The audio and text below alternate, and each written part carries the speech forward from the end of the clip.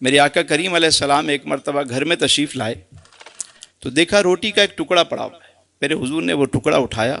صاف کیا اور فرمایا، عائشہ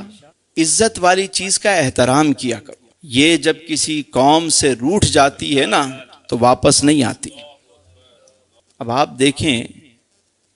کہ ہمارے ہاں کتنی بے قدری ہوتی ہے رزق کی۔ کہتے ہیں یار مفت کا کھانا مل گیا، بھائی مفت کا ملا ہے تو آپ نے جتنا آپ کا شکم ہے آپ اتنا ہی تناول کریں گے نا،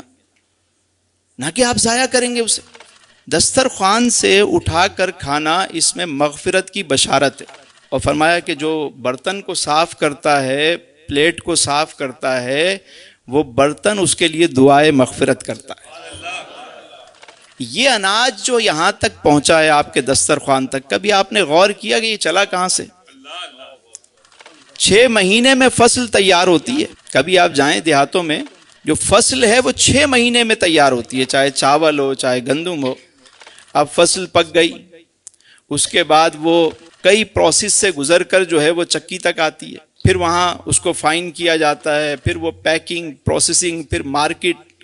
کئی ہاتھوں سے ہوتے ہوئے آپ کے گھر تک پہنچی۔ والدہ نے بنایا، بہن نے بنایا، بیوی نے بنایا، یا ہوٹل سے آپ نے خریدا، وہ پک کے اس میں گیس استعمال ہوئی، پانی استعمال ہوا، نمک استعمال ہوا، اتنی چیزیں اس میں شامل ہوئیں، اور پھر وہ جب آپ کے سامنے کھانا آتا ہے تو آپ اسے اگر ضائع کر دیں گے، یہ لقمہ جو یہاں تک آتا ہے نا سہیل بھائی، جب ہمارے سامنے لقمہ آتا ہے تو اللہ نے یہ جو ہاتھ دیے ہیں نا ہمیں، سب سے پہلے یہ ہاتھ ہمیں بتاتے ہیں، یہ سینسر بتاتے ہیں یہ گرم ہے ٹھنڈا ہے، اس کو لے کے جانا چاہیے منہ میں یا نہیں لے کے جانا چاہیے۔ پتہ چلا بھائی نارمل ہے، آپ نے اٹھایا یہاں پہ لے کر آئے، اب یہاں اللہ نے یہ دوسرا سینسر لگایا ہوا ہے، آپ کو فوراً خوشبو آ جائے گی کہ یہ باسی ہے یا تازہ ہے، یہ اندر جانا چاہیے یا نہیں۔ اب دوسری ناک نے بتایا کہ بھائی ہاں صحیح ہے، اس کو منہ میں رکھا تو اب تیسرا جو سینسر ہے وہ کام کر رہا ہے، دانت ہیں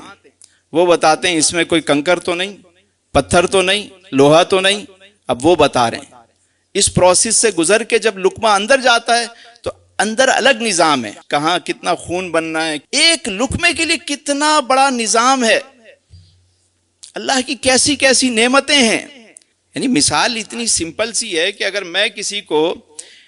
ایک روٹی دوں اور وہ اسے اٹھا کے پھینک دے میرے سامنے تو میں اسے دوبارہ دوں گا؟ خالق کائنات نے رزق دیا، رزق پہنچا ہمارے سامنے گرما گرم، اور ہم